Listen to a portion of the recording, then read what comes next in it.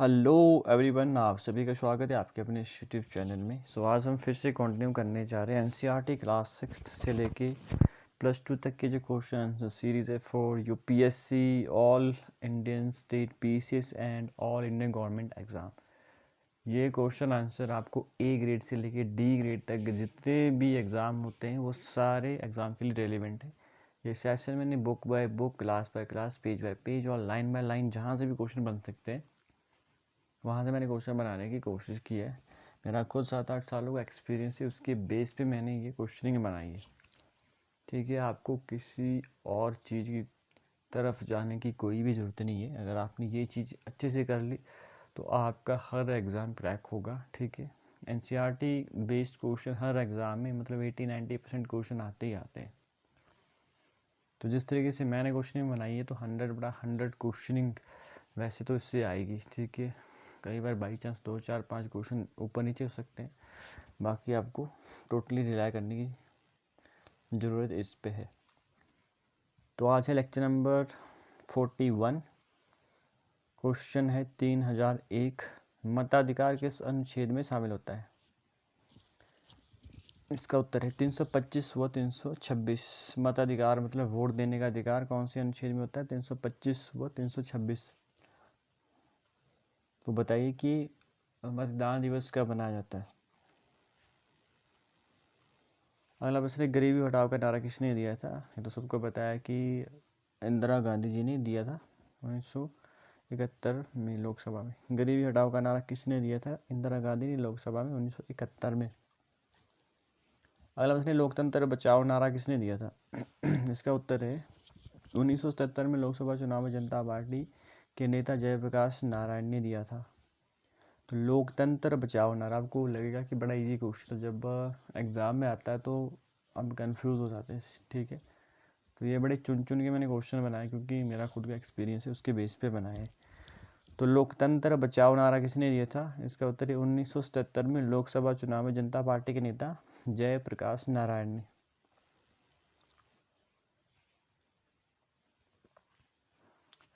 अगला प्रश्न है, 1977 के अधिनियम की विशेषताएं क्या थी? इसका उत्तर है आपातकाल के समय ज्यादतियों को समाप्त करना, नागरिक आज़ादी को बहाल करने का वायदा किया गया 1977 के इस अधिनियम में। तो 1977 के अधिनियम की विशेषताएं क्या थी? आपातकाल के समय ज्यादतियों का समाप्त करना, ज्यादतियों को समाप्त करना, नागरिक आज़ादी को बहाल करने का वायदा किया गया। अगला प्रश्न है, तेलुगु स्वाभिमान का नारा किसने दिया था? इसका उत्तर है 1983 में आंध्र प्रदेश विधानसभा में एन.टी. रामाराव ने। तो तेलुगु स्वाभिमान का नारा किसने दिया था? 1983 में आंध्र प्रदेश विधानसभा में एन.टी. रामाराव ने। अगला टॉपिक है स्वतंत्र चुनाव आयोग। स्वतंत्र चुनाव आयोग क्वेश्चन है, हमारे देश में चुनाव किसके द्वारा किए जाते हैं? इसका उत्तर है मतलब कौन चुनाव करता है हमारे देश में? तो सबको पता है कि चुनाव आयोग करता है। अगला प्रश्न है, न्यायपालिका के समान आज़ादी किसे प्राप्त है? इसका उत्तर चुनाव आयोग। क्या प्रश्न है कि न्यायपालिका के समान आज़ादी किसे प्राप्त है? इसका उत्तर है चुनाव आयोग को। जब जुडिशरी के समान आज़ादी प्राप्त है चुनाव आयोग को, इलेक्शन कमीशन को। अगला प्रश्न है, मुख्य निर्वाचन आयुक्त की नियुक्ति किसके द्वारा की जाती है? इसका उत्तर राष्ट्रपति। तो मुख्य निर्वाचन आयुक्त की नियुक्ति किसके द्वारा की जाती है? ठीक है, इसका उत्तर है राष्ट्रपति। जो चीफ इलेक्शन कमिश्नर होता है उसकी नियुक्ति कौन करता है? कौन अपॉइंट उसे करता है? तो प्रेसिडेंट करता है। अगला प्रश्न है, क्या नियुक्ति के बाद निर्वाचन आयुक्त राष्ट्रपति के प्रति उत्तरदायित्व रहता है? इसका उत्तर है वह राष्ट्रपति या सरकार के प्रति जवाबदेह नहीं रहता।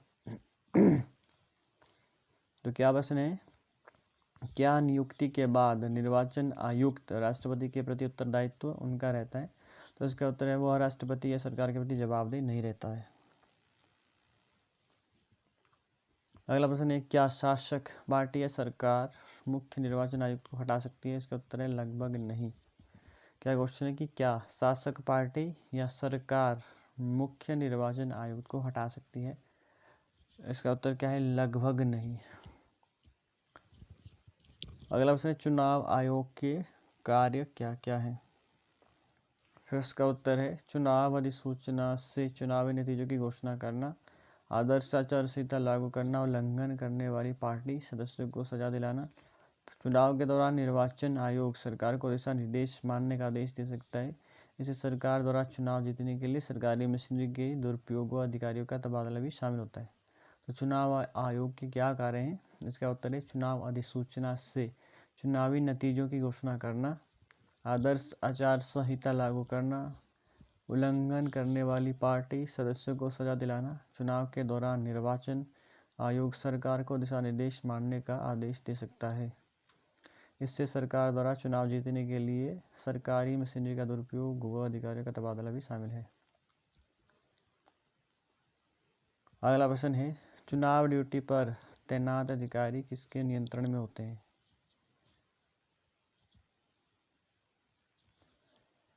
इसका उत्तर है चुनाव ड्यूटी पर तैनात अधिकारी सरकार के नियंत्रण में न होकर निर्वाचन आयोग के अधीन काम करते हैं।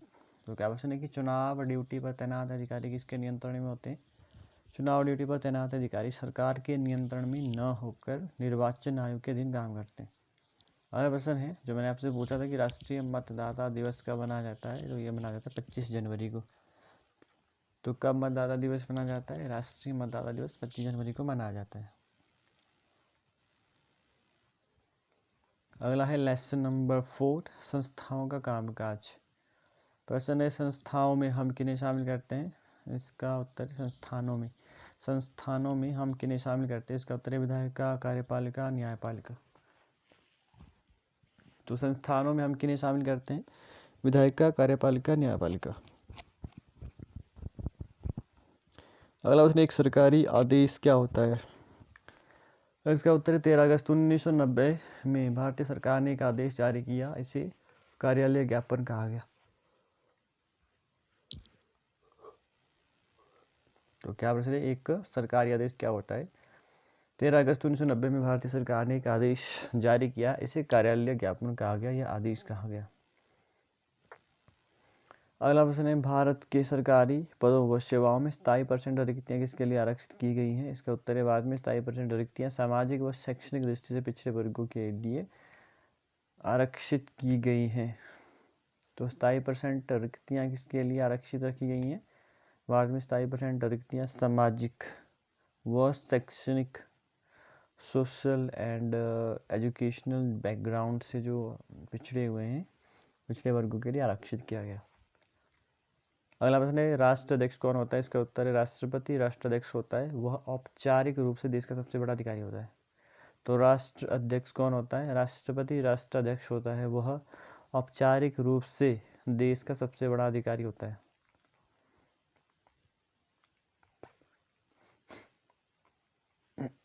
अगला प्रश्न है देश का सबसे बड़ा अधिकारी कौन होता है? इसका उत्तर है राष्ट्रपति देश का सबसे बड़ा अधिकारी होता है। क्या प्रश्न है देश का सबसे बड़ा अधिकारी कौन होता है? राष्ट्रपति देश का सबसे बड़ा अधिकारी होता है। अगला प्रश्न सरकार का प्रमुख किसे कहा जाता है? इसका उत्तर है प्रधानमंत्री को सरकार का प्रमुख कहा जाता है, वह सरकार की ओर से अधिकारों का इस्तेमाल करता है। तो सरकार का प्रमुख कौन होता है? प्रधानमंत्री को सरकार का प्रमुख कहा जाता है, वह सरकार की ओर से अधिकारों का इस्तेमाल करता है। ये क्वेश्चन भी बड़ी बार पूछा जाता है।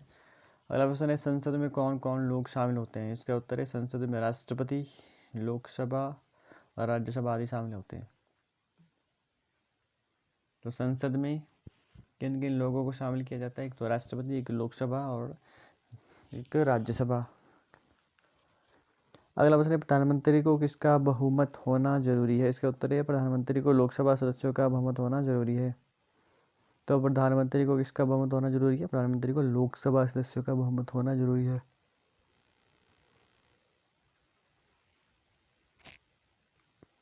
अगला प्रश्न है भारत में सरकार द्वारा कब पिछड़ी जाति आयोग स्थापित किया गया था? इसका उत्तर है भारतीय सरकार ने 1979 में दूसरा पिछड़ी जाति आयोग स्थापित किया था। तो दूसरा पिछड़ी जाति आयोग कब स्थापित किया गया था? भारत सरकार ने 1979 में। अगला प्रश्न दूसरा पिछड़ी जाति आयोग भारत सरकार ने किसकी अध्यक्षता में बनाया था? इसका उत्तर है 1979 में बीपी मंडल की अध्यक्षता में जिसके कारण इसे मंडल आयोग कहा जाता है। इस बीपी मंडल ने 1980 में रिपोर्ट पेश की और कहा कि सरकार नौकरियों में सामाजिक इसलिए रूप से पिछड़े वर्गों को 27% आरक्षण मिलना चाहिए। तो दूसरा, पिछड़ी जाति आयोग भारत सरकार ने किसकी अध्यक्षता में बनाया था? इसका उत्तर है 1979 में बीपी मंडल की अध्यक्षता में, जिसके कारण इसे मंडल आयोग कहा जाता है। इस बीपी मंडल ने 1980 में रिपोर्ट पेश की और कहा कि सरकार नौकरियों में सामाजिक इसलिए रूप से पिछड़ों को 27% आरक्षण मिलना चाहिए। अगला प्रश्न है 1990 में मंडल आयोग की सिफारिशों को किसने लागू किया था? इसका उत्तर है 1990 में लोकसभा चुनाव में जनता दल द्वारा। तो 1989 में मंडल आयोग की सिफारिशों को किसने लागू किया था? इसका उत्तर है 1989 में लोकसभा चुनाव में जनता दल ने मंडल आयोग की सिफारिशों को लागू किया था। अगला प्रश्न है 1990 में कार्मिक व प्रशिक्षण विभाग से केस पारित हुआ वह लागू हुआ, इस पर सर्वोच्च न्यायालय ने क्या निर्णय दिया? सर्वोच्च न्यायालय ने मामले को जोड़ दिया वो इसे इंदिरा साहनी बनाम भारत संघ केस कहा गया। तो 1980 में कार्मिक व प्रशिक्षण विभाग से केस पारित हुआ वो इसे लागू कर दिया गया, इस पर सुप्रीम कोर्ट ने क्या निर्णय दिया? सुप्रीम कोर्ट ने मामले को क्लब कर दिया, मतलब जोड़ दिया वो तो इसके कारण से इंदिरा साहनी बनाम भारत संघ केस कहा गया। अगला प्रश्न है आरक्षण से संबंधित प्रशासनिक मशीनरी ने क्या क्या कार्य किया? इसका उत्तर है सुप्रीम कोर्ट ने मंडल आयोग की सिफारिशों को मानने की औपचारिक घोषणा की, कैबिनेट ने आदेश जारी करके घोषणा को लागू किया, राष्ट्रपति ने 27% आरक्षण का फैसला लिया, सरकारी अधिकारी आरक्षण को वैध करार दिया। तो आरक्षण से संबंधित प्रशासनिक मशीनरी ने क्या क्या कार्य किया? इसका उत्तर है सुप्रीम कोर्ट ने मंडल आयोग की सिफारिश को मानने की औपचारिक घोषणा की, कैबिनेट ने आदेश जारी करके घोषणा को लागू किया, राष्ट्रपति ने 27% आरक्षण का फैसला लिया, सरकारी अधिकारी आरक्षण को वैध करार दिया। अगला प्रश्न है राजनीतिक संस्थाओं की आवश्यकता क्यों होती है? इसका उत्तर है सरकार उन पर चेक्स लगाने वाली संस्थाएं होती हैं, जैसे प्रधानमंत्री व कैबिनेट संस्थाएं हैं जो सभी नीतिगत फैसले करते हैं, मंत्रियों द्वारा लागू फैसलों को लागू करते हैं। नौकरशाह सर्वोच्च न्यायालय सर्वोच्च संस्था जहां नागरिक और सरकार के बीच विवाद समझे जाते हैं, लोकतांत्रिक सरकार संस्थानों पर जोर देती है। तो क्या प्रश्न है कि राजनीतिक संस्थाओं की आवश्यकता हमें क्यों पड़ती है? इसका उत्तर है सरकार उन पर चेक्स एंड बैलेंस लगाने वाली संस्थाएं होती हैं, जैसे प्रधानमंत्री वो कैबिनेट संस्थाएं हैं जो सभी नीतिगत फैसले करते हैं, मंत्रियों द्वारा लागू फैसलों को लागू करते हैं। नौकरशाह सर्वोच्च न्यायालय सर्वोच्च संस्था जहां नागरिक व सरकार के बीच विवाद समझते हैं, लोकतांत्रिक सरकार संस्थानों पर जोर देती है। अगर उसने लोकतांत्रिक सरकार किसके ऊपर जोर देती है? इसका उत्तर है संस्थानों के ऊपर। तो लोकतांत्रिक सरकार किसके ऊपर जोर देती है? संस्थानों के ऊपर, ताकि संस्थान जो है हमारी पावरफुल बन सके और लोगों को best facilities best infrastructure provide करवा सके। अगला टॉपिक है संसद। अगला टॉपिक क्या है? संसद है। अगला प्रश्न है संसद किसे कहते हैं? इसका उत्तर है भारत में निर्वाचित प्रतिनिधियों की राष्ट्रीय सभा को संसद कहते हैं। तो किसे कहते हैं? भारत में निर्वाचित प्रतिनिधियों की राष्ट्रीय सभा को संसद कहते हैं। अगला प्रश्न है राज्य स्तर की संसद किसे कहते हैं? इसका उत्तर है विधानमंडल को। राज्यसभा की संसद किसे कहते हैं? विधानमंडल को कहते हैं। अगला प्रश्न है संसद के राजनीतिक अधिकार क्या होते हैं? इसका उत्तर है देश में कानून बनाने का सबसे बड़ा अधिकार संसद के पास होता है। कानून या विधि का यह काम इतना महत्वपूर्ण होता है कि इसे विधायिका कहते हैं। संसद नए कानून बना सकती है, मौजूदा में संशोधन कर सकती है और मौजूदा कानून खत्म कर सकती है। तो संसद के राजनीतिक अधिकार क्या होते हैं? इसका उत्तर है देश में कानून बनाने का सबसे बड़ा अधिकार संसद के पास होता है।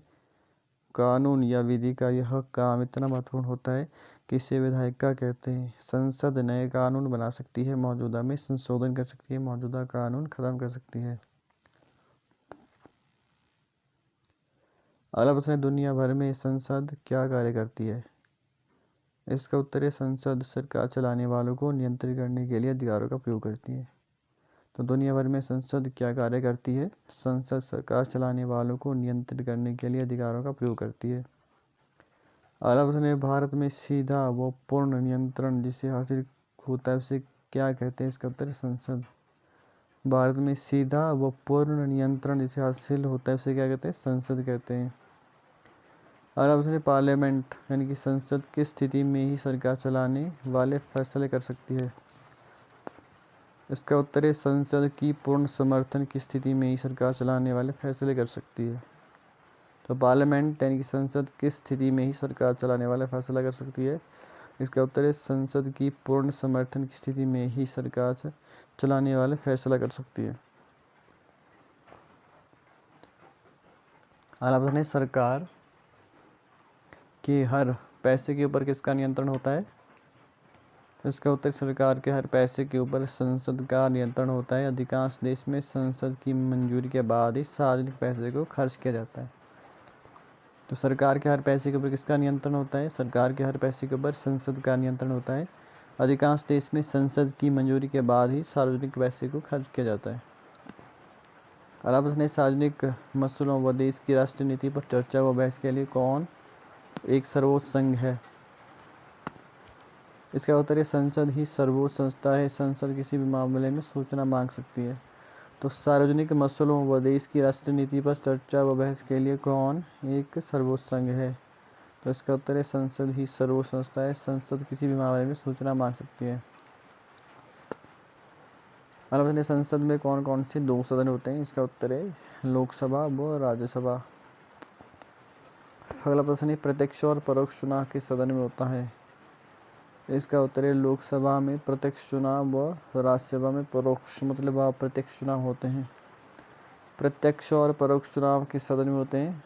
इसका उत्तर है लोकसभा में प्रत्यक्ष चुनाव और राज्यसभा में परोक्ष यानी कि अप्रत्यक्ष चुनाव होते हैं। अगला प्रश्न, लोकसभा में सदस्य किसके द्वारा चुने जाते हैं? इसका उत्तर है लोकसभा में सदस्य जनता द्वारा चुने जाते हैं। वो जनता की ओर से अधिकारों का प्रयोग करते हैं। तो क्या प्रश्न है, लोकसभा में सदस्य किसके द्वारा चुने जाते हैं? लोकसभा में सदस्य जनता द्वारा चुने जाते हैं। वो जनता की ओर से अधिकारों का प्रयोग करते हैं।